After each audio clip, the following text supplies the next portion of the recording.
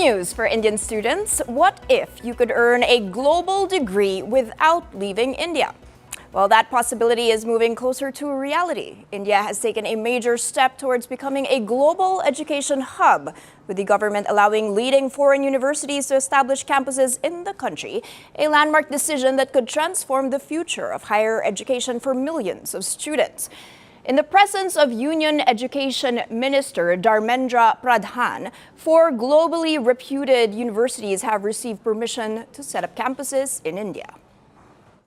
The new campuses would mark a significant step in realizing the National Education Policy 2020 vision of making India a global destination for higher education. The event brought together senior academic leaders, government officials, and representatives from the United Kingdom and Australia. According to the Ministry of Education, the approvals mark a key milestone in the internationalization vision of the National Education Policy 2020, sounding the message that world-class education is coming closer to home. So which universities are making the move? Well, 3 major UK-based institutions are leading the expansion. The University of Bristol and the University of York will establish their respective campuses in Mumbai.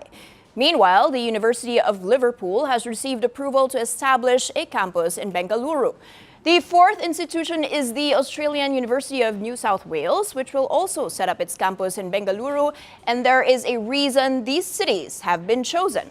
Well, Mumbai is India's financial powerhouse. Bengaluru is known globally as the Silicon Valley of the East.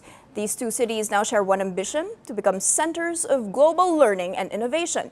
These campuses are expected to offer future-focused courses and cutting-edge research opportunities. Students can look forward to programs in artificial intelligence, cybersecurity, data science, finance, and entrepreneurship.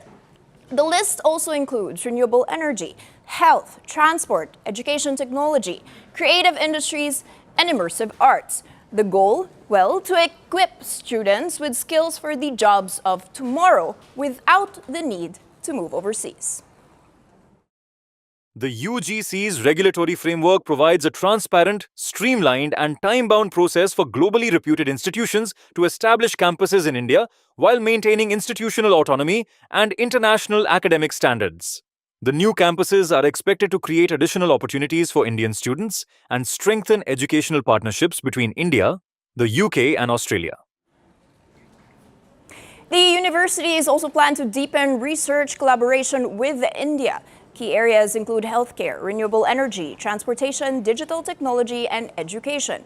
This means Indian students, researchers, and industry leaders could work together on solutions to some of the world's biggest challenges.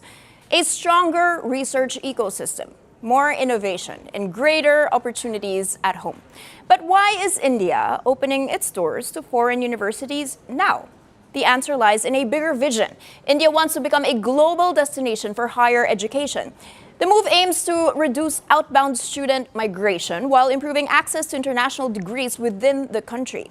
The government says it also reflects growing international confidence in India's education sector. At the same time, it is expected to attract investment, strengthen research, and align education with fast-growing sectors such as AI, fintech, and biotechnology. Education experts believe this could be a turning point. For years, Indian students have traveled abroad in search of global qualifications. Now, global institutions are coming to India. The focus is shifting from outbound mobility to international collaboration.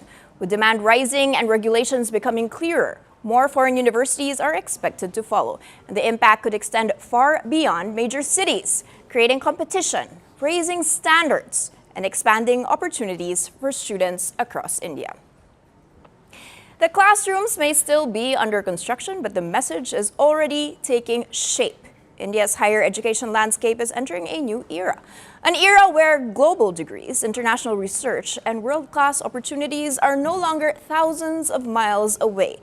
Could this be the moment that cements India's place as a global education hub? Well, to discuss more on that, we are joined by Mr. Naveen Chopra. He is the founder of the Chopras Global Education Group. He is joining us live from Kapurthala in Punjab. Welcome to the program, sir. Thank you. Thank you for having me on your program. This is such an exciting time, and the viewers that are watching this are going to be very, very curious to know more about these schools. I'm an academic as well, by the way. My first question will always be to you, sir. Is an overseas degree from, let's say, the home institution going to be viewed differently as a degree that is done in the home soil of India, even if it's the same institution? Or will this be, the same quality, the same standard? Well, even if it's the same quality and the same standard, which universities of the names that you've given, we work with all of them. They're all very high-end institutions, and we work with most of the others who are in queue. But the thing is that something that cannot be replicated is the experience of being on site in a country where you are working or studying with people from the local culture and from others from all over the world. So it becomes a truly international experience. So it will take a fair bit of time before that is replicated. And I'm hoping that these campuses that are being started in India will attract students from the home countries. So British students coming to study here in the campuses that are set up here. Uh, by and large, the tuition fee as of now, differential, if I'm not wrong, is about 20%, which is reasonable, but it's not so significant, Okay.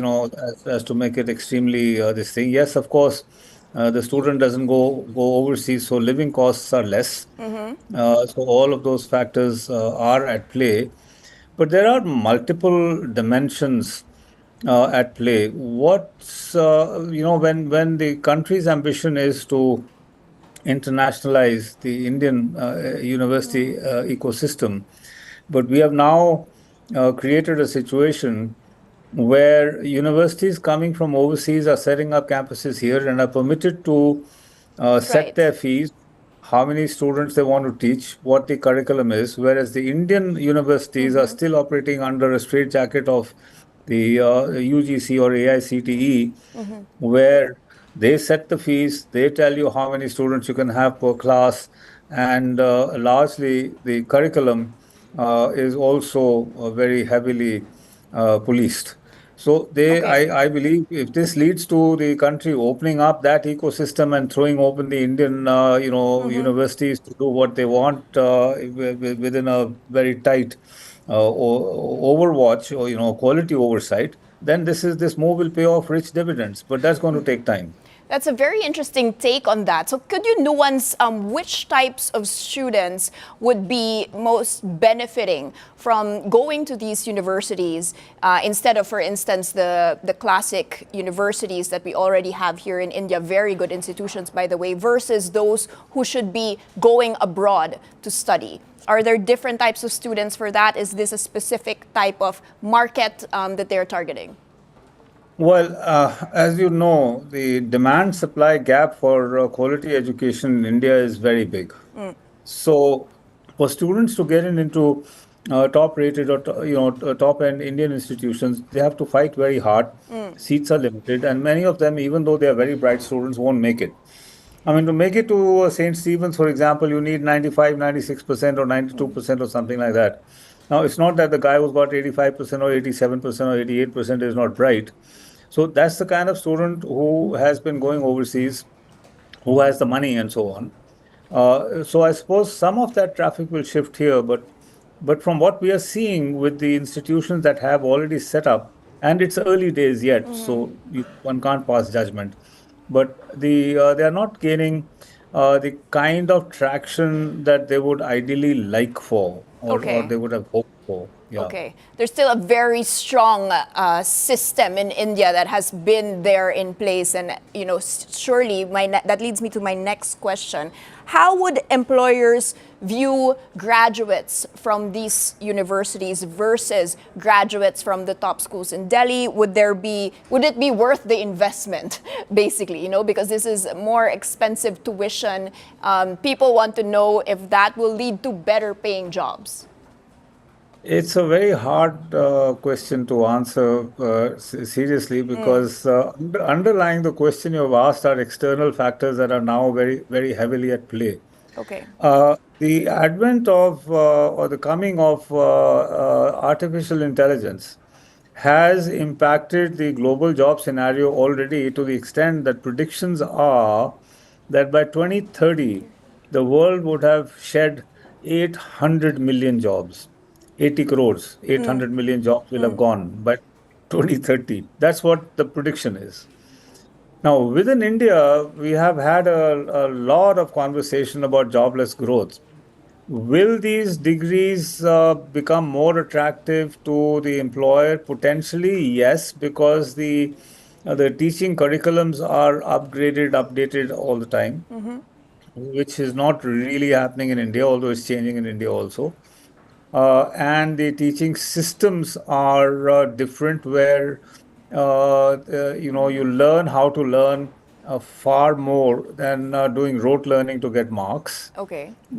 which is how the Indian system largely has been functioning. But then again, all of these things are also in a flux, and are changing. And the institutions, for example, that you have named, they have world-class reputations. But the question will not only be whether they are attractive to Indian employers. These degrees will make students attractive to employers, outside India also. I True. mean, maybe in Southeast Asia, in Africa, maybe even in Europe, if they have gained some experience, work experience in India, or they have some additional languages or other skills. So that could certainly add value. All right. Well, obviously, more competition, more options for students, always a good thing for the industry's quality and standards. Hopefully, thank you so much for your time with us this morning, Naveen Welcome. Chopra. Thank you for having me. They promised glory. They delivered fear. They shaped nations. They scarred generations. From brutal purges to propaganda machines, from stolen power to violent falls from the throne. Welcome to The Dictator, a series that strips away the myth and then exposes the men behind the tyranny. History remembers their power. First Post reveals their truth.